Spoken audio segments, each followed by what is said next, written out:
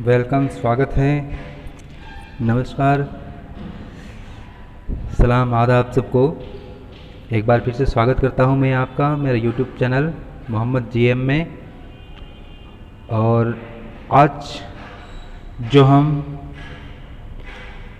पढ़ने जा रहे हैं राजनीति विज्ञान क्लास 12 की पाठ्य पुस्तक की सेकंड भाग से यूनिट 2 के अंतर्गत जो हमारा चैप्टर चल रहा था संघीय व्यवस्थापिका के बाद में संघीय कार्यपालिका। संघीय कार्यपालिका के अंतर्गत हम अब तक राष्ट्रपति, उसके निर्वाचन, उसकी शक्तियाँ, उसके अधिकार देख चुके हैं। और अब हम आज के इस वीडियो में शुरू करने जा रहे हैं संघीय कार्यपालिका के अंतर्गत प्रधानमंत्री, उसकी स्थिति और उसके कार्यों के बारे में। तो वीडियो शुरू करने से पहले एक बार फिर से आपसे वही निवेदन करता हूं कि आप मेरे इस चैनल को सब्सक्राइब जरूर करें और वीडियो को ज़रूर लाइक करें और शेयर करें। तो चलिए शुरू करते हैं। संघीय कार्यपालिका, प्रधानमंत्री, स्थिति एवं कार्य। भारत में जो व्यवस्था अपनाई गई है, शासन प्रणाली अपनाई गई है, संसदीय कार्यपालिका अपनाई गई है, जिसके अंतर्गत कार्यपालिका के दो प्रकार होते हैं। संसदीय कार्यपालिका में दो प्रकार की कार्यपालिका होती है। एक तो होती है नाम मात्र की कार्यपालिका, राष्ट्रपति, जिसके बारे में हम पढ़ चुके हैं, और दूसरी होती है वास्तविक कार्यपालिका, यानी कि संविधान के द्वारा सारी शक्तियां तो इसको दी जाती है। किसको? नाम मात्र की कार्यपालिका यानी कि राष्ट्रपति को। लेकिन इसकी शक्तियों का प्रयोग करता कौन है? वास्तविक कार्यपालिका करती है। और वास्तविक कार्यपालिका में कौन लोग होते हैं? प्रधानमंत्री होता है और उसकी मंत्रिपरिषद होती है। तो संविधान का अनुच्छेद 53 आर्टिकल 53 क्या कहता है कि संघ की कार्यपालिका शक्तियां जो होगी वो राष्ट्रपति में निहित होगी, लेकिन उनका प्रयोग वो अपने अधीनस्थ अधिकारी कौन होते हैं? प्रधानमंत्री और उसके मंत्रिपरिषद। ठीक है, तो प्रधानमंत्री और मंत्रिपरिषद के माध्यम से संविधान के अनुसार करेगा, यानी कि जैसा कि संविधान में बताया गया है, प्रावधान है, उस प्रावधानों के अनुरूप अधीनस्थ अधिकारियों यानी कि प्रधानमंत्री और मंत्रिपरिषद की सलाह से राष्ट्रपति शक्तियों का प्रयोग करेगा, यानी कि इनकी सलाह को मानना उसके लिए जरूरी होता है। फिर आर्टिकल 74 क्या कहता है कि राष्ट्रपति अपनी शक्तियों का प्रयोग प्रधानमंत्री और मंत्रिपरिषद की सलाह के अनुसार ही करेगा। और इसमें क्या करता है 74 में, और क्या कहा गया है कि प्रधानमंत्री की नियुक्ति किसके द्वारा की जाएगी? राष्ट्रपति के द्वारा। और फिर प्रधानमंत्री के सलाह पर वह अन्य मंत्रियों की नियुक्ति करेगा, और कौन कौन से मंत्री मंत्रिपरिषद में शामिल होंगे ये प्रधानमंत्री उसको बताएगा, और राष्ट्रपति फिर उन मंत्रियों को पद की शपथ ग्रहण करवाएगा। या तो राष्ट्रपति करवाएगा या फिर राष्ट्रपति के द्वारा जो व्यक्ति अधिकृत किया जाएगा वो व्यक्ति शपथ दिलवाएगा मंत्रियों को। इसके बाद चलिए आगे। भारत के प्रधानमंत्री कौन थे? पंडित जवाहरलाल नेहरू, जो रहे थे 1947 से लेकर के, यानी कि देश की आज़ादी से लेकर के 15 अगस्त 1947 से 1964 तक रहे थे। पहले कार्यवाहक प्रधानमंत्री कौन थे? श्री गुलजारी लाल नंदा। जब जवाहरलाल नेहरू जब पद पर थे, प्रधानमंत्री थे, उसी दौरान जब उनकी मृत्यु हो गई, असामयिक मृत्यु हो गई, तो पहले कार्यवाहक प्रधानमंत्री यानी कि नए चुनावों तक पहले प्रधानमंत्री रहे थे गुलजारी लाल नंदा। इसके बाद प्रथम महिला प्रधानमंत्री कौन थी भारत की? श्रीमती इंदिरा गांधी। ठीक, जो कि 1966 से प्रधानमंत्री बनी थी। और वर्तमान प्रधानमंत्री जो हैं अपने, वो हैं नरेंद्र मोदी। कार्यकाल की दृष्टि से देखा जाए तो 21वें हैं, बाकी व्यक्ति के आधार पर देखा जाए तो 16वें प्रधानमंत्री हैं भारत के। भारतीय संसदीय व्यवस्था का आधार क्या है? ब्रिटिश वेस्टमिंस्टर प्रणाली। वेस्टमिंस्टर प्रणाली का मतलब ब्रिटिश संसदीय प्रणाली के ऊपर आधारित है, यानी कि जो ब्रिटिश संसदीय व्यवस्था है वो ऑल इट इज भारत में अपनाई गई है, जिसके अंतर्गत कार्यपालिका दो प्रकार की होती है, वही नाम मात्र की और वास्तविक। ठीक है ना? और नाम मात्र की कार्यपालिका के नाम पे कौन चलाएगा शासन? प्रधानमंत्री चलाएगा, उसकी मंत्रिपरिषद चलाएगी। तो इस आधार पर समस्त शक्तियों का प्रयोग प्रधानमंत्री और मंत्रिपरिषद के द्वारा किया जाएगा। किस आधार पर? वेस्टमिंस्टर प्रणाली। फिर अब प्रधानमंत्री क्या होता है? राष्ट्रपति का सलाहकार होता है। सबसे पहली बात, मंत्रिपरिषद का नेता होता है, यानी कि सभी मंत्रियों के ऊपर वो प्रधान होता है, तो मंत्रिपरिषद का वो नेता हो गया। संसद के किसी भी सदन की सदस्यता अनिवार्य है, यानी कि मंत्रिपरिषद का कोई भी सदस्य हो, कोई सा भी मंत्री हो या प्रधानमंत्री खुद ही क्यों न हो, संसद के किसी न किसी सदन, चाहे वो लोकसभा हो या राज्यसभा हो, किसी भी एक सदन की सदस्यता होनी अनिवार्य है। और मान लिया जाए जब वो मंत्री बनता है, प्रधानमंत्री होता है, उस वक्त वो सदस्य नहीं है, ठीक है। तो मंत्री बनने के बाद 6 महीने के अंदर अंदर वो उसकी सदस्यता प्राप्त करे, चाहे लोकसभा की प्राप्त करे चाहे राज्यसभा की प्राप्त करे। फिर प्रधानमंत्री बहुमत दल का नेता होता है। बहुमत दल यानी कि लोकसभा में जिस पार्टी का बहुमत होता है, ठीक है ना, उस पार्टी का नेता बनता है कौन? प्रधानमंत्री बनता है। अब प्रधानमंत्री का पद की शक्तियाँ और प्रभाव किस पर निर्भर करता है? लोकसभा में उसका व्यक्तित्व कैसा है, उसकी कार्यशैली यानी कार्य करने का तरीका कैसा है, सभी लोग जो उसकी पार्टी के लोग हैं वो उससे संतुष्ट हैं या नहीं, संसद उनसे संतुष्ट है नहीं, और उसके दल का बहुमत लोकसभा में पूर्ण बहुमत है या गठबंधन है, क्या है? अगर पूर्ण बहुमत होगा तो प्रधानमंत्री क्या होगा? शक्तिशाली होगा। और अगर गठबंधन होगा तो वो क्या होगा कि गठबंधन में शामिल जो दल है उन दलों के प्रभाव में आकर के, उनके दबाव में आकर के काम करेगा। तो अगर बहुमत होगा तो वो ज़्यादा शक्तिशाली होगा, बाकी कमज़ोर प्रधानमंत्री होंगे अगर गठबंधन हुआ तो। फिर मंत्रिपरिषद की रचना, गठन कैसे किया जाता है, कैसे मंत्रिपरिषद बनाई जाती है? तो आर्टिकल 74 में कहा गया है कि प्रधानमंत्री की नियुक्ति राष्ट्रपति द्वारा की जाती है। और किसको प्रधानमंत्री बनाया जाता है?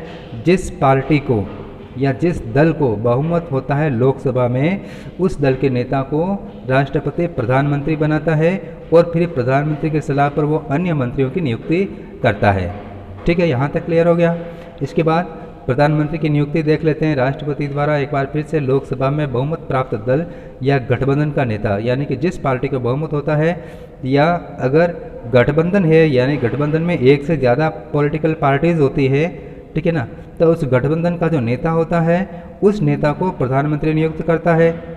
ठीक है, या फिर क्या होता है कि अगर गठबंधन भी नहीं होता है और किसी पार्टी का बहुमत भी नहीं है, तो ऐसे में जिस पार्टी के सदस्य सबसे ज़्यादा होंगे लोकसभा में, उस पार्टी के जो नेता होता है उसको प्रधानमंत्री नियुक्त करता है और फिर उसको एक निश्चित अवधि में 5 दिन, 10 दिन, 20 दिन के अंदर अंदर उसको बहुमत साबित करने के लिए वो आदेश देता है कि हमने आपको प्रधानमंत्री तो बना दिया है, लेकिन आप 5 दिन, 10 दिन के अंदर अंदर आप लोकसभा में बहुमत साबित करके बताइए। अगर वो बहुमत साबित कर देता है तो फिर वो प्रधानमंत्री बना रहेगा और फिर उसकी सलाह पर दूसरे मंत्रियों की नियुक्ति की जाएगी। अब देखते हैं आगे। अब मंत्री कितने प्रकार के होते हैं वो देख लेते हैं। मंत्रिपरिषद में कुल 3 प्रकार के मंत्री होते हैं। सबसे महत्वपूर्ण जो मंत्री होते हैं वो कैबिनेट मंत्री होते हैं। कैबिनेट मंत्री सत्ताधारी दल यानी कि जिस पार्टी की सरकार होती है उस पार्टी के सबसे वरिष्ठ यानी कि सीनियर मेंबर जो होते हैं उनको और महत्वपूर्ण सदस्यों को कैबिनेट मंत्री के रूप में नियुक्त किया जाता है। जो महत्वपूर्ण विभाग जो होते हैं सरकार के, उन पर वो अपनी पार्टी के लोगों को नियुक्त करते हैं, तो वो कैबिनेट मिनिस्टर कहलाते हैं। ठीक है, अब जैसे होम मिनिस्टर, डिफेंस मिनिस्टर, वित्त मंत्री, ऐसे जो बड़े बड़े पद होते हैं, ऊर्जा मंत्री, वो उन सभी पदों पर कैबिनेट मंत्री सत्ताधारी दल के नेताओं में से किए जाते हैं। अब ये कैबिनेट मंत्री क्या होते हैं कि वो जिस विभाग के मंत्री होते हैं उस विभाग के स्वतंत्र प्रभारी होते हैं, यानी कि वो खुद अपने मंत्रालय का कामकाज चलाते हैं। ठीक है, फिर ये लोग नीति निर्माण में योगदान देते हैं। कोई भी कानून बनाना हो तो इनको सबसे पहले कोई भी नियम बनाना हो, सरकार को किसी भी निर्णय पर पहुंचना हो, कोई फैसला लेना हो सरकार को, तो फैसला लेने में कैबिनेट मंत्री शामिल होते हैं और मंत्रिमंडल की बैठकों में ये भाग लेते हैं। जब भी मंत्रिमंडल की बैठक होगी तो उसमें ये भाग लेंगे। अब एक जगह पे तो आया है मंत्रिपरिषद और दूसरी जगह पे आया है मंत्रिमंडल। ठीक है, अब मंत्रिपरिषद में तो तीनों ही प्रकार के मंत्री होते हैं। कैबिनेट मंत्री भी होंगे, राज्य मंत्री भी होंगे और उप मंत्री भी होंगे, लेकिन जो मंत्रिमंडल होगा उस मंत्रिमंडल में सिर्फ कैबिनेट मिनिस्टर ही होंगे और कैबिनेट मिनिस्टर में भी सिर्फ 8-10 मिनिस्टर ही उसमें शामिल होते हैं महत्वपूर्ण बैठकें में, उसमें भी सभी लोगों को शामिल नहीं किया जाता है। अब देख लेते हैं राज्य मंत्री। राज्य मंत्री क्या होते हैं? जो कैबिनेट मिनिस्टर होते हैं उन कैबिनेट मिनिस्टर के अंडर में वो काम करते हैं। लेकिन कई बार ऐसा होता है कि कुछ मामलों में या कुछ विभागों में उन राज्य मंत्रियों को स्वतंत्र प्रभार भी दिया जाता है, यानी कि वो अपने विभाग के स्वतंत्र प्रभारी होते हैं। लेकिन ज़्यादातर वो क्या होते हैं? कैबिनेट मंत्रियों के अधीन रहते हैं और कैबिनेट मंत्रियों के कार्य में सहायता करते हैं। ठीक है, इसके बाद आते हैं उप मंत्री। ये तीसरे दर्जे के मंत्री होते हैं। ये क्या करते हैं? कैबिनेट मंत्री और राज्य मंत्री होते हैं, ये उनके अधीन रहते हैं और उनके कार्यों में सहायता करते हैं और उन्हीं के अधीक्षण और नियंत्रण में काम करते हैं, उनके गाइडेंस में ही वो काम करते हैं। अब मंत्रिपरिषद का आकार कितना होगा? आकार का मतलब होता है मंत्रिपरिषद में कुल कितने मंत्री होंगे, संख्या, मंत्रियों की संख्या कितनी होगी। तो 91 का जो अमेंडमेंट हुआ था, संविधान संशोधन हुआ था 91वां, जो कि सन 2003 में हुआ था, उसमें लोकसभा की जो कुल सदस्य संख्या है कितनी? 545। ठीक है, उसका 15% मंत्री ही होंगे। 15% का मतलब हो गया लगभग 72 के आसपास। ठीक है, इतने ही मिनिस्टर होंगे, इसने ज़्यादा नहीं होंगे। लेकिन इसमें भी कैबिनेट मिनिस्टर कितने होंगे? लगभग 15 से 20 कैबिनेट मिनिस्टर होते हैं। बाकी क्या होते हैं? राज्य मंत्री और उपमंत्री होते हैं। ठीक है, अब कार्यकाल क्या होगा इनका? अनुच्छेद 75 संविधान का राष्ट्रपति का प्रसाद पर्यंत, यानी कि जब तक राष्ट्रपति का उनके ऊपर विश्वास बना रहेगा तब तक वो अपने पद पर काम करते रहेंगे, और जब विश्वास समाप्त होगा, राष्ट्रपति को विश्वास नहीं होगा उनके ऊपर, तो उनको पद से हटा दिया जाएगा। लेकिन होता क्या? राष्ट्रपति के प्रसाद पर्यंत का मतलब जब तक उनकी पार्टी को, सरकार को लोकसभा में बहुमत है, लोकसभा में विश्वास प्राप्त होता है। लोकसभा में विश्वास प्राप्त होने का मतलब जब तक उनका लोकसभा में बहुमत होता है तब तक वो मंत्री पद पर रहते हैं। ठीक है, और इसका कार्यकाल लोकसभा के कार्यकाल तक होता है, और लोकसभा का कार्यकाल कितना होता है? 5 वर्ष होता है। यानी कि 5 वर्ष की लोकसभा, तो मंत्रिपरिषद भी 5 साल के लिए ही होगी। अब पद की शपथ, इन मंत्रियों को पद की शपथ कौन दिलाएगा? तो मंत्रियों को, प्रधानमंत्री और मंत्रियों को पद की शपथ दिलाता है राष्ट्रपति। प्रधानमंत्री को तो राष्ट्रपति ही दिलाता है, लेकिन बाकी दूसरे मिनिस्टर जो होते हैं उनको भी राष्ट्रपति दिलाता है, या फिर राष्ट्रपति की ओर से कोई दूसरा व्यक्ति अगर ये नियुक्त करे कि मेरी जगह पे तुम जाओ उनको शपथ दिला दो, तो कोई दूसरा व्यक्ति जो राष्ट्रपति सुझाता है उसके नाम, वो व्यक्ति इनको शपथ दिलाता है। तो इसमें 2 प्रकार की शपथ दिलाई जाती है मंत्रियों को। एक तो पद के प्रति, यानी कि एक जो मंत्री पद जो उनको दिया जाता है, एक तो मंत्री पद के प्रति, और दूसरी गोपनीयता, यानी कि सरकार जो भी फैसला लेगी, ठीक है, उनके फैसले को गुप्त रखा जाएगा, गोपनीयता। ठीक है, यानी कि मंत्रिमंडल जो भी निर्णय लेगा उन निर्णयों को गुप्त रखा जाएगा। जब तक सरकार न चाहे उनको डिक्लेयर करना, तब तक डिसीजन को सीक्रेट रखा जाएगा। अब मंत्रिपरिषद की कार्यप्रणाली की विशेषताएं, जो काम करते हैं उसे काम करने के ढंग की क्या विशेषता है? सबसे पहली बात जो होती है वो सामूहिक उत्तरदायित्व होती है, यानी कि अगर एक मंत्री भी कोई गलती करेगा तो उसके लिए पूरी मंत्रिपरिषद उत्तरदायी होगी। यानी कि अगर लोकसभा में अगर किसी एक मंत्री के खिलाफ भी अगर अविश्वास प्रस्ताव आता है तो इसका मतलब वो पूरी मंत्रिपरिषद के खिलाफ अविश्वास प्रस्ताव है। ठीक है ना, अगर वो अविश्वास प्रस्ताव पास हो जाता है किसी एक मंत्री के खिलाफ भी, तो पूरी सरकार के खिलाफ अविश्वास प्रस्ताव होगा और पूरी सरकार को त्यागपत्र देना पड़ेगा। और दूसरा, व्यक्तिगत उत्तरदायित्व भी होता है। ठीक है, अपने कार्य के लिए जो मंत्री होता है वो व्यक्तिगत रूप से भी उत्तरदायी होता है और सामूहिक रूप से पूरी मंत्रिपरिषद उत्तरदायी होती है। तो पूरा मंत्रिपरिषद का यह दायित्व होता है कि जिस मंत्री से सवाल पूछा गया है वो मंत्री उस सवाल का जवाब लोकसभा में दे जब भी पूछा जाए। तो इसका दायित्व किसके ऊपर होता है? प्रधानमंत्री के ऊपर। ठीक है, कि वो पूछे गए सवालों के जवाब लोकसभा में दे, चाहे वो किसी भी मंत्रालय से, किसी भी मंत्री से संबंधित हो। तीसरी बात जो है इसके अंदर कार्यकाल की अनिश्चितता। इसका कोई कार्यकाल फिक्स नहीं है, मतलब जब तक लोकसभा में उसका बहुमत होता है तभी तक वो अपने पद पर है। ठीक है, अब अगर लोकसभा में बहुमत रहे और नहीं रहेगा अगर 5 साल से पहले ही, तो उसको पद से हटना पड़ेगा, इसलिए इसका कार्यकाल अनिश्चित है। फिर दोहरी कार्यपालिका पाई जाती है। दोहरी कार्यपालिका मतलब आपको बताया है, नाम मात्र और वास्तविक। ठीक है ना, फिर प्रधानमंत्री का उत्तरदायित्व सभी का, सरकार जो भी कार्य करती है उन सभी कार्यों के लिए प्रधानमंत्री का उत्तरदायित्व होता है, प्रधानमंत्री जिम्मेदार होता है। किसी मंत्री से कोई सवाल नहीं पूछा जाएगा, सीधे सरकार पर सवाल उठाया जाएगा। किसी भी बात के लिए, किसी भी मामले के लिए, सरकार के किसी भी डिसीजन के लिए, चाहे वो कोई भी मंत्री ले रहा है, सवाल सीधे प्रधानमंत्री से पूछा जाएगा कि प्रधानमंत्री जी आपके फलाने मंत्री ने यह काम किया है, आप इसका जवाब दीजिए। तो उत्तरदायी जिम्मेदारी इसकी होती है, ठीक है। फिर राजनीतिक सजातीयता, राजनीतिक सजातीयता का मतलब होता है प्रधानमंत्री सहित जितने भी मंत्री होते हैं वो एक ही पार्टी से होंगे, एक ही पार्टी से होंगे, या अगर गठबंधन है तो गठबंधन में शामिल जितनी भी पार्टियां हैं उन्हीं पार्टियों से होंगे, दूसरी पार्टी से मिनिस्टर नहीं बनाए जाते। इसको कहते हैं राजनीतिक सजातीयता, यानी कि एक ही जाति के, अपनी ही जाति के, ठीक है। तो पार्टी भी एक तरह से जाति हो गई, तो उसी पार्टी से मंत्री बनाए जाएंगे। और गोपनीयता का मतलब मंत्रिपरिषद के द्वारा, मंत्रिमंडल के द्वारा जो भी फैसले लिए जाएंगे, जो भी नीतियां बनाई जाएगी, वो सभी गुप्त रखे जाएंगे, ठीक है। इसके बाद आगे चलते हैं, प्रधानमंत्री की भूमिका और उत्तरदायित्व। राजनीति में, देश की राजनीति में प्रधानमंत्री क्या भूमिका होती है और क्या उसके उत्तरदायित्व होते हैं, वो देख लेते हैं एक बार फिर से। मंत्रिपरिषद का नेता, और मंत्रिपरिषद और लोकसभा का नेता होता है, देख ही चुके हैं।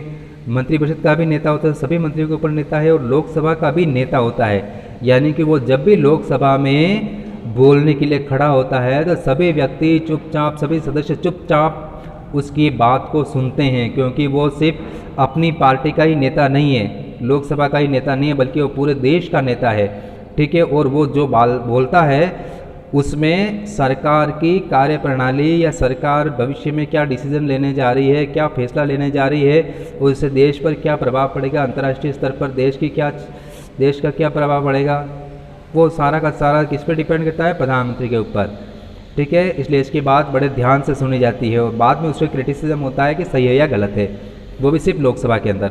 फिर मंत्रिपरिषद और राष्ट्रपति के मध्य संपर्क की कड़ी, यानी कि अगर राष्ट्रपति को किसी मंत्री के पास कोई मैसेज भेजना है या किसी भी मंत्री से कोई सूचना मांगनी है, तो वो डायरेक्ट उस मंत्री को नहीं कहेगा, वो प्रधानमंत्री से कहेगा, और प्रधानमंत्री की जिम्मेदारी होती है कि राष्ट्रपति जो सूचना चाहता है वो उसको दी जाए। तो दोनों के बीच में कॉन्टैक्ट करने का काम जो है मंत्रिपरिषद और राष्ट्रपति में, वो करता है प्रधानमंत्री, ठीक है। दोनों के बीच में संचार का माध्यम है इन दोनों के बीच में। फिर राष्ट्रपति को मंत्रिपरिषद के निर्णयों से अवगत कराना, यानी कि मंत्रिपरिषद, मंत्रिमंडल, यानी कि इसका मतलब हो गया सरकार, ठीक है। सरकार क्या डिसीजन ले रही है, क्या फैसला ले रही है, ठीक है, उसके बारे में राष्ट्रपति को समय समय पर सूचना देना, ठीक है। सरकार के नीतियों, कार्यक्रमों, प्रशासनिक और विधायी प्रस्तावों को राष्ट्रपति के समक्ष रखना। जो भी सरकार नीतियाँ बनाती है, कार्यक्रम बनाती है, प्रशासनिक निर्णय लेती है, विधायी यानी कि कानून से संबंध में जो भी प्रस्ताव होते हैं वो राष्ट्रपति के समक्ष रखते हैं, राष्ट्रपति की जानकारी में रखते हैं, क्योंकि ऐसा कोई भी कार्य बिना राष्ट्रपति की स्वीकृति के, उसके हस्ताक्षर के नहीं हो सकता है। आपने देख चुका है कि सारी शक्तियाँ राष्ट्रपति के पास है, ठीक है, उसका प्रयोग ये करेंगे, यानी कि प्रयोग तो करेंगे, लेकिन क्योंकि नाम इसका हो रहा है, साइन तो इसको करने ही पड़ेंगे, इसलिए इसके ध्यान में होना जरूरी है, इसके ध्यान में रखा जाते हैं हर मामले को। फिर मंत्रिपरिषद का निर्माण करना, यानी किस व्यक्ति को मंत्री बनाया जाएगा, किसको नहीं बनाया जाएगा, किस मंत्री को कौन सा पद दिया जाएगा, ठीक है ना। जैसे होम मिनिस्टर किसको बनाना है, या कौन डिफेंस मिनिस्टर बनेगा, कौन वित्त मंत्री बनेगा, किस व्यक्ति को कौन सा विभाग देना है, ठीक है, इसका फैसला प्रधानमंत्री करता है। यानी कि विभागों का आवंटन, वित्त विभाग देना है, गृह विभाग देना है, क्या देना है, तो जो विभाग उनको दिया जाएगा वो उस विभाग का मंत्री बन जाएगा। जैसे गृह विभाग दिया तो वो गृह मंत्री बन जाएगा, विदेश विभाग दिया तो वो विदेश मंत्री बन जाएगा, इस तरह से। फिर उनके विभागों में परिवर्तन, यानी कि 5 साल के लिए मंत्रिपरिषद बनती है। हो सकता है आज किसी को होम मिनिस्टर बनाया हो तो 2-4 महीने, 6 महीने, 2 साल, 3 साल बाद उससे होम मिनिस्टर से हटाकर हो सकता है उसको कोई दूसरे विभाग का मंत्री बना दिया जाए। होम मिनिस्टर के बनाया उसको विदेश मंत्री बना दिया या वित्त मंत्री बना दिया, तो उनके विभागों में वो बदलाव कर सकता है। फिर मंत्रिपरिषद के मंत्रियों में समन्वय करना, यानी कि अगर 2 मंत्रियों के बीच में अगर किसी प्रकार का विवाद हो जाता है, ठीक है ना, खींचतान चलती है, तनाव चलता है, तो उस स्थिति में क्या करता है कि प्रधानमंत्री उन मंत्रिपरिषद के उन मंत्रियों के बीच में या सभी मंत्रियों के बीच में तालमेल बिठाने का काम करता है। वो किसी भी मंत्री के विभाग में जाकर के उसके कामकाज को वो देख सकता है, ठीक है। इस तरह से मंत्रालयों का स्वतंत्र प्रभारी होता है। कई बार प्रधानमंत्री बहुत सारे विभाग अपने पास ही रखता है। जैसे राजस्थान में देख लिया जाए, राजस्थान में मुख्यमंत्री है, ठीक है, तो वित्त विभाग का कार्यभार मुख्यमंत्री के पास ही है राजस्थान में, यानी कि वो चाहे तो किसी विभाग को स्वयं खुद भी संभाल सकता है, ठीक है। तो इसी तरह से प्रधानमंत्री भी अगर चाहे तो कोई विभाग अपने पास ही रख सकता है, तो वो अपने विभाग का स्वतंत्र प्रभारी हो जाएगा।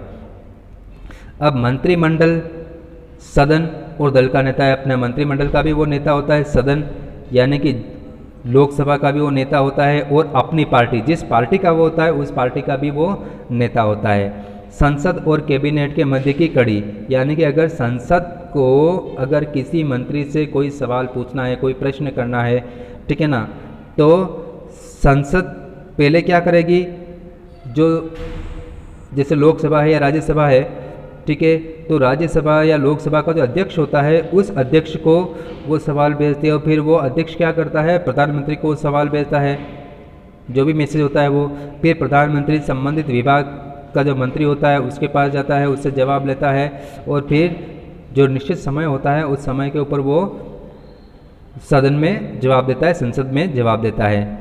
फिर संसद में सरकार का मुख्य वक्ता होता है, यानी कि सरकार की तरफ से मुख्य बोलने वाला होता है, ठीक है। सरकारी नीतियों का मुख्य वक्ता होता है, सरकार की नीतियों को संसद में स्पष्ट करता है कि सरकार ये काम करने जा रही, तो ये काम क्यों कर रही है, इसका क्या प्रभाव होगा, देश को इसका क्या फ़ायदा होगा, वो सारी बातें अपनी नीतियों को वो संसद में स्पष्ट करता है। फिर नीतिगत फैसलों की घोषणा करता है, कोई भी फैसला लेता है तो उसकी सदन में वो घोषणा करता है। सरकारी प्रतिनिधि के रूप में, यानी कि सरकार के एक मेंबर के रूप में, प्रतिनिधि की हैसियत से वो क्या करता है, प्रतिनिधिमंडल, उच्च स्तरीय बैठकों, अंतर्राष्ट्रीय संगठनों में वो देश का प्रतिनिधित्व करता है। कोई भी प्रतिनिधिमंडल होता है तो वो प्रतिनिधिमंडल का नेता होता है। जैसे प्रधानमंत्री किसी विदेश दौरे पर जाता है तो उसके साथ पूरा प्रतिनिधिमंडल होता है, पूरा व्यापार मंडल उसके पास साथ होता है, जिस भी संबंध में वो जाता है। जैसे पर्यावरण संबंधी मामलों में अगर अंतर्राष्ट्रीय मीटिंग हो रही हो तो वो जब जाएगा तो पर्यावरण मामलों के जानकार होंगे, उसमें पर्यावरण मंत्री होगा, वन मंत्री होगा, ये लोग उसके साथ में जाएंगे, तो ये क्या होंगे, प्रतिनिधिमंडल होगा, ठीक है ना, तो वो उनका नेता होता है। फिर उच्च स्तरीय बैठकें, जब भी कोई बड़ी बैठक होती है तो उसमें वो भाग लेता है। फिर अंतर्राष्ट्रीय संगठन जैसे संयुक्त राष्ट्र संघ है, सार्क है, ठीक है ना, और किसी भी दूसरे संगठन में अगर मीटिंग में अगर वो जा रहा है तो वो पूरे देश का प्रतिनिधित्व करता है, ठीक है ना। राष्ट्रीय महत्व के विषयों व अवसरों पर राष्ट्र को संबोधित करता है। कोई भी जब बड़ा ओकेजन होता है, बड़ा अवसर होता है, तो वो प्रधानमंत्री पूरे देश को संबोधित करता है। जैसे 15 अगस्त और 26 जनवरी को लाल किले से भाषण होता है और प्रधानमंत्री पूरे देश को क्या करता है, संबोधित करता है उस वक्त, ठीक है ना। इसके अलावा भी अगर वो चाहे, जब भी चाहे, वो देश को, राष्ट्र को संबोधित कर सकता है। अब बात करते हैं प्रधानमंत्री के अधिकार और शक्तियाँ, क्या उसके अधिकार है, क्या उसकी पावर्स है, उसके बारे में। सबसे पहली बात, वो शासन का अध्यक्ष, हम देख चुके हैं, राष्ट्रपति राज्य का अध्यक्ष होता है, ठीक है, और शासन का अध्यक्ष कौन होता है, प्रधानमंत्री होता है, क्योंकि शासन की सारी शक्तियों का प्रयोग प्रधानमंत्री करता है। फिर केंद्रीय मंत्रिमंडल और अन्य नीति निर्माणकारी संस्थाओं से संबंधित वो निर्णय लेता है। केंद्रीय कैबिनेट यानी कि जो संघीय मंत्रिमंडल होता है, प्रधानमंत्री की जो मंत्रिपरिषद होती है वो, ठीक है। फिर दूसरी जो भी नीति निर्माणकारी संस्थाएं होती है, बहुत सारी नीति निर्माणकारी संस्थाएं होती है अलग अलग मामलों से संबंधित, जैसे रिजर्व बैंक हो गया, तो रिजर्व बैंक अर्थतंत्र के संबंध में, आर्थिक व्यवस्था के संबंध में वो निर्णय लेता है, ठीक है ना। बाद में उसको फाइनल कौन करता है, प्रधानमंत्री ही करता है, ठीक है ना। फिर नीति आयोग का पदाध्यक्ष होता है। पूरे देश के विकास के लिए जो योजना बनाई जाती है, ठीक है ना, वो योजना किस तरह से विकास के लक्ष्यों को प्राप्त किया जाएगा, अलग अलग राज्यों में पिछड़ेपन को कैसे दूर किया जाएगा, कैसे सबको विकास का लक्ष्य, विकास के अवसर प्रदान किए जाएंगे प्रत्येक नागरिक को भारत के, ठीक है ना। तो यह सारा नीति बनाने का काम होता है नीति आयोग का, और नीति आयोग का वो पदाध्यक्ष होता है, ठीक है। फिर सरकार का वास्तविक अध्यक्ष कौन होता है, प्रधानमंत्री होता है, और इस रूप में वो क्या करता है, मंत्रियों की नियुक्ति करता है, उनमें विभागों का आवंटन करता है, विभागों का परिवर्तन यानी कि एक विभाग से दूसरे विभाग में उसका तबादला करना, ठीक है, किसी भी मंत्री को उसके पद से हटाना, ठीक है, प्रधानमंत्री जब भी चाहे किसी भी मंत्री का त्यागपत्र दे सकता है। और मान लिया कि अगर वो मतलब हेकड़ी लगाता है कि मैं इस्तीफा नहीं दे रहा हूँ, तो वो सीधे राष्ट्रपति को मैसेज करता है और राष्ट्रपति उसको पद से हटा देता है, ठीक है ना। और उसका त्यागपत्र स्वीकार करता है, और कोई मंत्री त्यागपत्र दे रहा है अपनी मर्जी से, तो उसको स्वीकार करना अस्वीकार करना, स्वीकार या अस्वीकार करना प्रधानमंत्री के इच्छा के ऊपर निर्भर है। फिर देखिए, मंत्रिपरिषद और मंत्रिमंडल की जब भी बैठकें होती है, उन बैठकों की वो अध्यक्षता करता है, इसी की अध्यक्षता में इसकी बैठकें होगी। फिर मंत्रिपरिषद का सामूहिक उत्तरदायित्व का सिद्धांत होता है, यानी कि एक कार्य के लिए सभी जिम्मेदार होंगे, सामूहिक उत्तरदायित्व, ठीक है ना। संसद में अगर जवाब देना है, किसी संबंध में कोई सवाल पूछा जाता है किसी मंत्री से, तो पूरी मंत्रिपरिषद की यह ड्यूटी होती है कि संबंधित मंत्री से वो जवाब दिलवाए संसद में, या प्रधानमंत्री उसका जवाब दे। क्योंकि अगर एक के खिलाफ भी अगर अविश्वास प्रस्ताव आता है, तो वो क्योंकि वो पूरी कैबिनेट के खिलाफ, मंत्रिपरिषद के खिलाफ अविश्वास प्रस्ताव होगा। प्रशासनिक तथा विधायी निर्णयों से राष्ट्रपति को अवगत कराता है। वो सरकार कोई भी डिसीजन ले रही है, चले वो भले ही वो प्रशासन के संबंध में हो, यानी कि देश की शासन व्यवस्था के संबंध में हो, या कानूनी मामलों के संबंध में हो, कोई भी विधि बना रही हो, ठीक है ना, उसके संबंध में हो, तो उसके संबंध में राष्ट्रपति को वो सूचना देती है, उसको अवगत कराती है। और राष्ट्रपति अगर कोई सूचना मांगता है किसी भी संबंध में, तो प्रधानमंत्री का कर्तव्य होता है, अनिवार्य कर्तव्य होता है कि वो राष्ट्रपति को सूचना दे, ठीक है ना। ये राष्ट्रपति का अधिकार होता है और प्रधानमंत्री का कर्तव्य होता है। फिर मंत्रिपरिषद के लिए, मंत्रिपरिषद या किसी एक मंत्री के द्वारा अगर कोई निर्णय लिया जाता है, ठीक है, और वो निर्णय अगर राष्ट्रपति के पास जाता है और राष्ट्रपति सोचता है कि नहीं, एक बार फिर से आप इसके ऊपर विचार कीजिए, ठीक है, तो वो उसको पुनः मंत्रिपरिषद के पास भेज सकता है कि आप इसके ऊपर फिर से विचार कीजिए, ठीक है। फिर संसदीय कार्यवाही का संचालन करना। संसदीय कार्यवाही का संचालन करने का मतलब संसद का सत्र कब बुलाया जाएगा, ठीक है, कब उस सत्र को स्थगित किया जाएगा, और सत्रावसान कब होगा, यानी कि अंतिम मीटिंग कब होगी, यानी कितने दिन के लिए सत्र बुलाया जाएगा। फिर जब सत्र चलेगा 5 दिन, 10 दिन, 20 दिन, 1 महीना, जितना भी टाइम अगर वो सत्र चलेगा संसद का, तो उसमें सरकार को कौन कौन से निर्णय सदन में रखने हैं, संसद में रखने हैं और उनको पास करवाना है, ठीक है। सदन में रखने से लेकर के उसको पास करवाने तक की, किसी भी कानून बनाना है, कुछ भी कार्य करवाना है, उसको पास करने तक की जिम्मेदारी किसके ऊपर होती है, प्रधानमंत्री के ऊपर होती है। फिर सरकारी विधेयक जितने भी होते हैं, यानी कि किसी भी मिनिस्टर के द्वारा या प्रधानमंत्री के द्वारा अगर कोई विधेयक सदन में लाया जाता है, तो वो उसी के निर्देशन में, यानी कि प्रधानमंत्री के निर्देशन में ही सदन में रखा जाता है। और क्योंकि उसकी पार्टी का बहुमत होता है, प्रधानमंत्री की पार्टी का, तो बहुमत के बल पे उसको पास करवाना भी इसकी ड्यूटी होती है, ठीक है ना। फिर सरकार का मुख्य प्रवक्ता होता है, यानी कि सरकार जो भी कार्य कर रही है, ठीक है, या जो कानून बना रही है, जो कानून ला रही है सदन में, ठीक है, किसी देश के साथ कोई संधि समझौता अगर कुछ भी करता है, अर्थव्यवस्था के संबंध में कोई भी निर्णय लेता है, तो उस वक्त क्या है कि वो सदन में, संसद में अपना लेक्चर देता है, अपना भाषण देता है, अपनी पॉलिसी को वो स्पष्ट करता है, ठीक है, सदन के सामने भी स्पष्ट करता है और देश की जनता के सामने भी स्पष्ट करता है। मैंने कहा था वो पूरे देश को संबोधित कर सकता है, तो सरकार का वो मुख्य प्रवक्ता होता है, ठीक है। और सरकारी नीतियों की वो संसद में अधिकृत घोषणा करता है कि हमारी सरकार अगले 1 साल में ये करने जा रही है, या हमारी सरकार ये योजना लेकर के आ रही है और इससे देश की जनता को ये फ़ायदा होगा, ठीक है ना। तो इसके सदन में वो संसद में अधिकृत घोषणा करता है।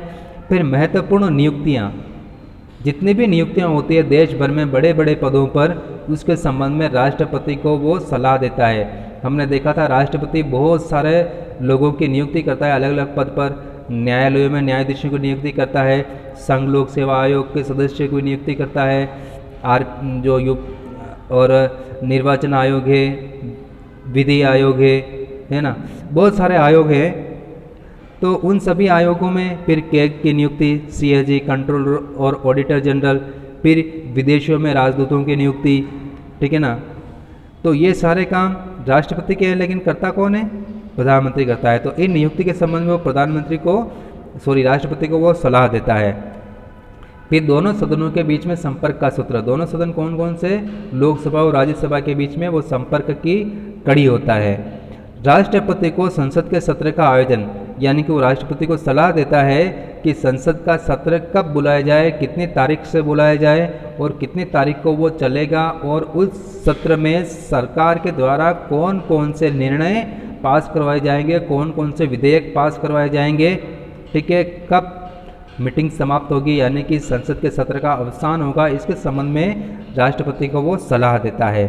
फिर विदेश नीति से संबंधित मामलों में वो निर्णय लेता है। विदेश नीति किसी भी संबंध में जो भी निर्णय लिए जाते हैं वो प्रधानमंत्री लेता है और साथ में उसकी मंत्रिपरिषद मिलकर के निर्णय लेते हैं। और विदेशों में भारत का प्रतिनिधित्व करना, विदेश में किसी भी देश की यात्रा पर जाएगा तो वो पूरे भारत की ओर से वो प्रतिनिधित्व करेगा, ठीक है। तो इस तरह से हमारा ये आज का ये जो वीडियो है वो वीडियो समाप्त होता है और ये चैप्टर संघीय कार्यपालिका से संबंधित ये भी यहीं पर समाप्त होता है। और जल्दी ही मिलते हैं हम नेक्स्ट वीडियो में, एक नई वीडियो में हम जल्दी ही मिलेंगे वापस। तब तक के लिए आपसे विदा लेते हैं और आपसे एक बार फिर से निवेदन है कि आप इस चैनल को सब्सक्राइब ज़रूर करें और वीडियो को ज़रूर लाइक करें और शेयर करें। धन्यवाद।